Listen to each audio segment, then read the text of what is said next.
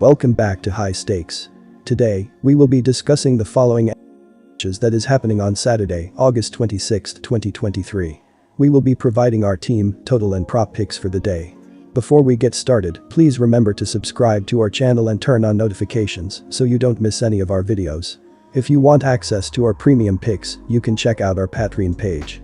You can find the link to our Patreon page in the description and comments section below. Navy vs Notre Dame, our team pick is Notre Dame minus 20.5 points. And here is why. Although the point spread might appear somewhat elevated, I am confident that Sam Hartman possesses the capability to significantly enhance the team's offensive performance this season. Given the vulnerabilities evident in the opposing defense, particularly through the aerial attacks, Hartman has a promising chance to make an impactful impression on Fighting Irish enthusiasts in an advantageous matchup. Aside from their most recent encounter, Notre Dame has achieved victory by margins exceeding 20 points in their previous 3 face-offs. I anticipate that head coach Marcus Freeman will be keen on expediting Hartman's integration into the team system, aiming to foster his comfort and adaptability. This strategic approach will likely lead to an increased opportunity for Hartman to unleash his skill set effectively. Historically, Notre Dame has consistently scored a minimum of 34 points against Navy in the last 4 years, and I hold the expectation that their offensive prowess could even surpass previous years' achievements in the upcoming season. Our total pick is over 50.5 points. And here is why. Navy has averaged 20 points per game, and Notre Dame has averaged 41.25 points per game in their last 4 meetings. Notre Dame's offense is one to be excited about with Hartman in the fold, and I suspect they will reach 40+ points in this contest, assuming they keep Hartman in for the majority of the game. Navy has been known to put points on the board against Notre Dame as well, and I have confidence they will do just enough to reach the over. Navy's rushing attack may wear down the Irish defense enough to put double-digit points on the board, and the Irish will respond with a passing attack that they didn't really have last year. UTEP vs Jacksonville State. Our team pick is take UTEP to win and cover. And here is why. There will not be a lack of experience under center. Quarterback Zion Webb was granted a 7th year of eligibility and will be back for the Gamecocks. Webb is a dual-threat QB who completed 55.2% of his passes last year for 10 TDs with 9 ints and was second on the team in rushing with 728 yards on the ground. Webb was more successful running the ball as he led the team with 13 rushing touchdowns. Running back Anwar Lewis also returns. He ran for 818 yards last season and 8 scores. Rodriguez likes to keep the ball on the ground with this unit. The defense will be challenged early on, as Rodriguez's team was more successful on the offensive side of the ball last year. Chris Hardy is a 260 defensive tackle who can eat up space in the middle. He had 15.5 tackles for loss last season. Nickelback Colby Fuqua is back after grabbing 2 interceptions last season. Indeed, Jacksonville State boasts a head coach with a prominent reputation and exhibited impressive offensive statistics in the previous season. However, it's important to acknowledge that these accomplishments were achieved within the FCS realm. Rodriguez faces the challenge of validating whether this rushing strategy can consistently deceive FBS defenses, although UTEP remains immune to such tactics. Notably, the Miners feature 2 standout selections from the all-conference roster, Amawil and Knight, who fortify their defensive front.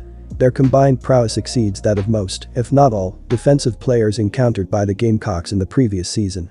While Jacksonville State's quarterback, Zion Webb, is set to return, it's worth considering that playing college football for 7 years often signifies a lack of NFL-level competitiveness. Webb's struggles as a passer are evident, a fact underscored by his 9 interceptions thrown against lesser defenses last season.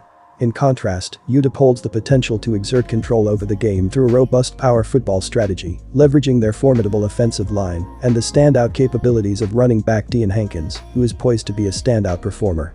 Given these factors, it's advisable to place trust in the road team, considering the limited point spread. Our total pick is under 53.5 points. UTEP likes to play slow, and Jacksonville State likes to play fast. It all comes down to who you think will control the line of scrimmage. That would be UTEP. Their offensive line returns 4 talented starters and will be able to dominate up front. This leads to keeping the clock running on lower scoring totals. Even though the Gamecocks like to play hurry-up style, they still primarily keep it on the ground. Zion Webb is not a passer, they like to design runs for their quarterback. UTEP will stop Jacksonville State from scoring on the long rushing plays they are accustomed to. The clocks will keep moving in this one, keeping the total low. Massachusetts vs New Mexico State. Bet on the Aggies, 8-5 at TS in 2022, to cover on Saturday. Here why. Jerry Kill is back for his second season as head coach at New Mexico State, following stints at Minnesota 2011-15, Rutgers 2017, Virginia Tech 2019, and TCU 2020-21.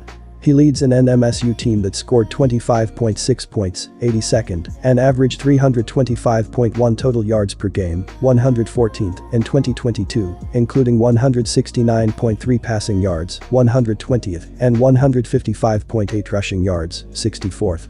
Junior quarterback Diego Pavia is back, 1,450 passing yards, 508 rushing yards, and 19 total TDs, but he'll face pressure from Texas A&M transfer Eli Stowers. The offensive line returns 4 starters, opening holes for veteran running back Star Thomas, 108 carries for 525 yards and 5 TDs, and Jamoni Jones, 111 carries for 383 yards and 6 TDs. The Aggies also welcome back 4 of their top 5 receivers from last season, including junior Cordell David, 24 receptions for 343 yards and 4 TDs, and sophomore Jonathan Brady, 23 receptions for 310 yards and 3 TDs. UMass scored less than 13 points per game last season, but there may be hope for a little more scoring this year. Former 4-star recruit Taysom Famichin has been named the starting quarterback for Week 0, beating out incumbent starter Brady Olson, 791 passing yards, 2 TDs and 8 ints. The ex-Clemson and Georgia Tech quarterback should bring a new element to a Minutemen passing game that averaged 116.9 yards per game and scored just 4 touchdowns with 14 interceptions. Famichin will have an improved group of receivers to work with, including Arizona transfer Anthony Simpson and Jacksonville State transfer Mark Pope, who started his collegiate career at Miami, Florida. The unit also welcomes back junior George Johnson, 28 receptions for 402 yards, and senior Isaac Ross, 21 receptions for 195 yards. The offensive line returns 4 starters and should be solid again in the run game after paving the way for 148.8 yards per game in 2022. With Ellis Merriweather gone, former Rutgers RB Karen Lynch Adams, 84 carries for 297 yards, will be the team's feature back. UMass is 6-60 straight up on the road since 2012 and 7-21 against the spread away from home since 2018. The Minutemen have an exciting transfer starting at QB, but Famichin hasn't played much since high school. They will also need to replace their leading rusher, Merriweather, making a bet on the Massachusetts offense unreasonable in Week 0. The Aggies return an agile playmaking signal caller in Pavia, an experienced defensive line, and a slew of weapons at receiver. In a nationally televised game at home, they will be up for the opportunity to make an early statement on the heels of last year's Quick Lane Bowl victory. The NMSU defense was good last season, and while there are plenty of newcomers working into the mix, the UMass offense doesn't pose much of a threat. Our total pick is under 45 points. In last season's matchup, these teams combined for 36 points, with more field goals, 5, than touchdowns, 3. It was a physical game, which I expect will be the case again this weekend. The Minutemen ranked dead last in points per game last year and will turn to an inexperienced QB to run the show this year. That doesn't mean they can't make progress in 2023, but I find it unlikely they will flip a script in their first game of the season. The New Mexico State defense lost some key players, but returns enough talent to keep UMass in check.